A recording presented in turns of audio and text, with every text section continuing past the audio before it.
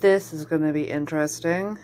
I found a recipe for cheesecake cookies. Let's see if I learn it or burn it. Remember to preheat your oven at 350. 8 ounces of cream cheese, full fat. That's about 1 block. I'm cutting it up because I figure it's gonna blend just a little easier. Make sure it's room temperature, otherwise it's just not gonna blend. Half a cup of, again, room temperature butter.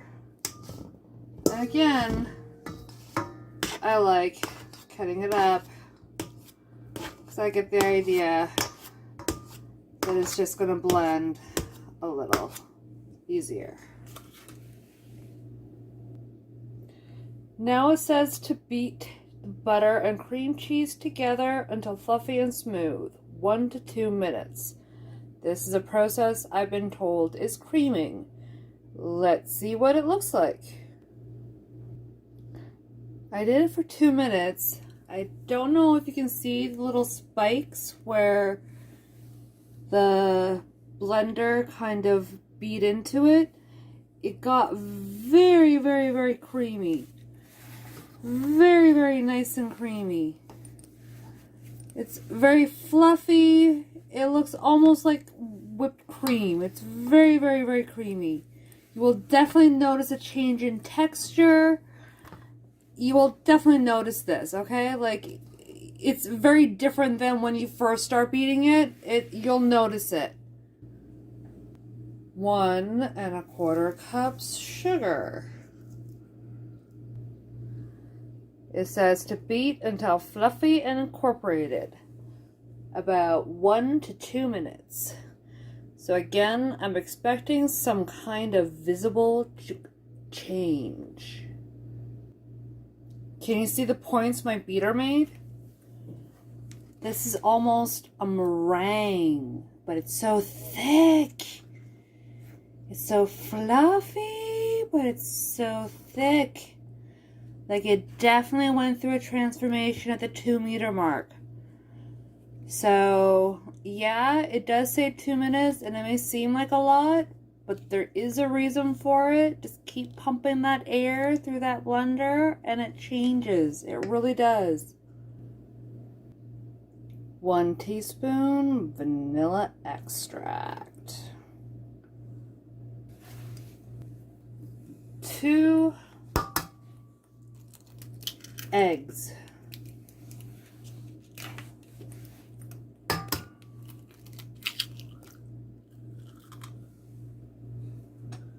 Beat for 1 minute. No major transformation this time. I think it was just to make sure everything was properly integrated with everything else. In a separate bowl, 2 1/2 cups flour. Remember to scoop and level like I show in my other videos. 2 teaspoons baking powder. 1/2 teaspoon salt. Mix together with a fork or whisk. Make sure you mix well, because you don't want any clumps of baking powder or salt. Now is the time that I take a pair of gloves, and I like to mix by hand. I just don't want to get my hand in the mix. So let's get those gloves on. Yay! On second thought, I'm going to try to mix it with the spatula. It says to gradually add the dry ingredients. So let's gradually add the dry ingredients and see what happens. I decided you guys may as well watch, because this is going to be interesting. Right? Let's see this entire process.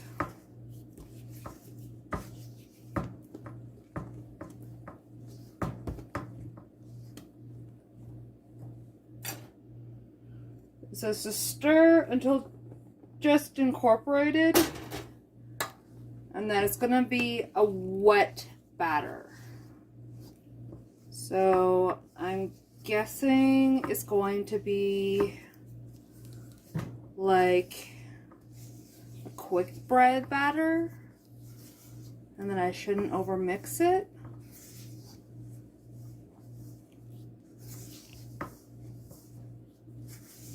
So then why would I gradually add the dry ingredients? I don't understand these instructions.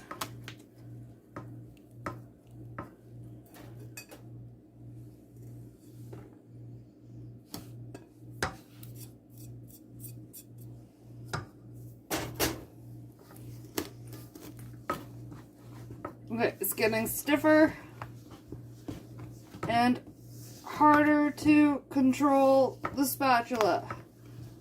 I should have mixed this by hand.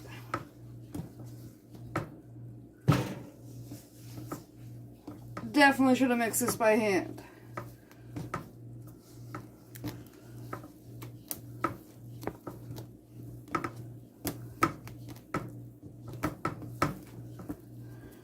Next time, I'm gonna mix this by hand.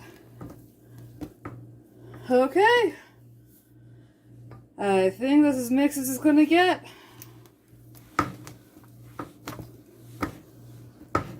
That's pretty mixed. Let's see what the next step says.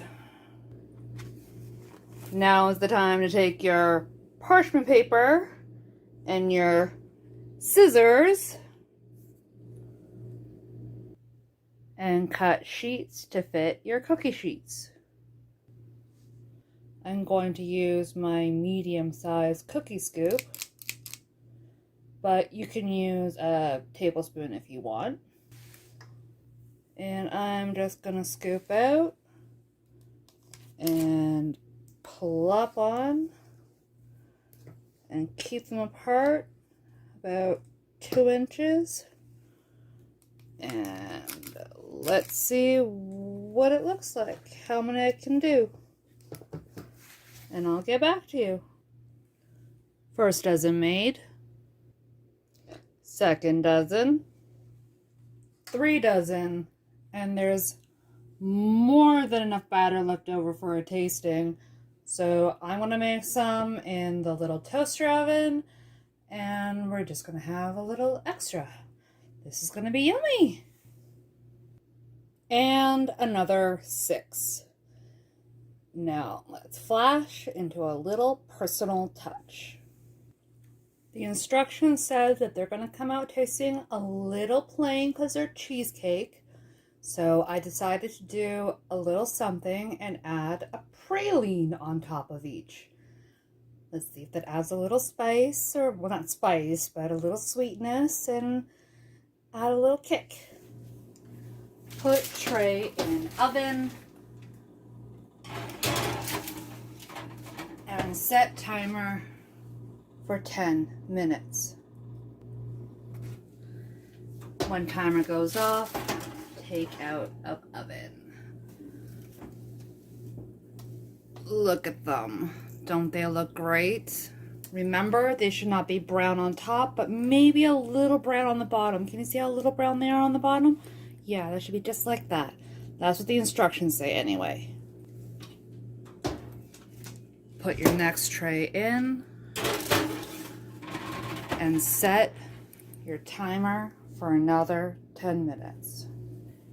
Take out the tray when your alarm goes off. Again, can you see how gorgeous these look? They look So yummy. Put in the last tray. I did not do it on camera, but I put in the tray into the toaster oven already. It's already done. It's already cooling. Let's go see what I did with it. You should be taking the first batch of cookies off the tray and onto wire racks to cool. Because remember, the tray is hot and it's going to keep cooking the cookies. You want to stop cooking the cookies. Remember not to forget the last tray, or you will have a very bad smell and possibly a fire hazard. Set a timer for 10 minutes for the cookie tray that you just took out of the oven so the cookies can cool a bit on the cookie tray so they can cook, because they need to cook on the cookie tray.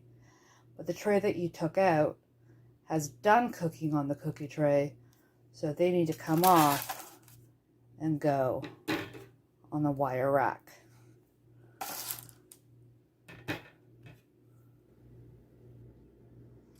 Do not forget to turn off the stove. When the timer goes off, take the last cookies off the tray and onto the wire rack.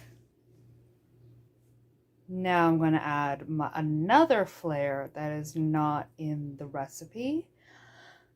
I'm going to put these on another timer for about half an hour, and then I'll get back to them. So let's put on a timer for half an hour and wait for these guys to really cool down. I found a mug that's wide enough for the cookies.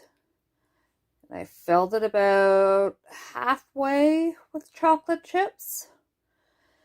Now I'm going to microwave it for about 15 seconds and then stir it, and then microwave for 15 seconds and then stir it, because I don't want it to seize. Seizing it is when you overheat it, when it kind of burns and it doesn't melt anymore.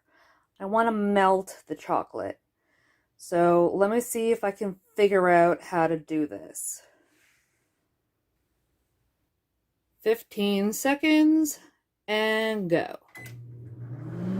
It's not melted, just a little warm. Woo! Let's stir it and put it in for another 15 seconds.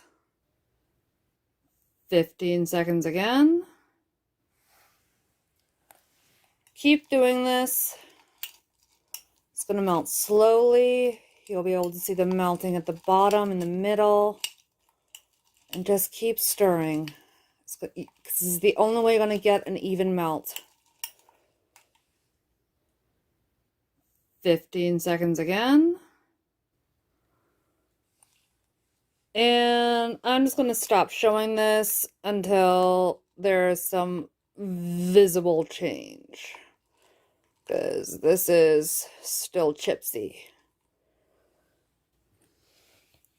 Now it's actually starting to melt. Can you see that? Yeah? Okay. Maybe a couple more zaps. Nope. Just needed one more, and it's perfectly creamy. Now remember, short bursts, keep stirring. You don't want it to seize. This is the secret to it not seizing. And I think this is not enough chocolate for all the cookies, but it's enough for a few. So let's get dipping. So I found this to be a lot easier to take the chocolate and just kind of spoon it on, because these cookies are so soft. It's impossible to dip it into the chocolate. Okay, try that. This is the final product. I'm going to wait a while before I sample anything.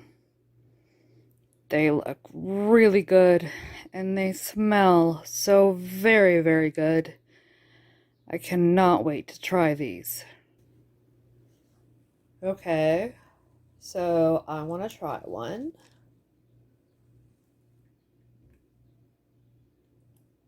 Oh, so soft, so delicate. The cheesecake part is not very tart. The recipe guideline did say if I wanted it tart, instead of vanilla, to put in lemon juice. It's so very, very delightful. I really, really, really do recommend doing this. This is very, very delightful. Oh, I like this. This is so good. Oh, wow. Very, very recommending this. Oh, yes.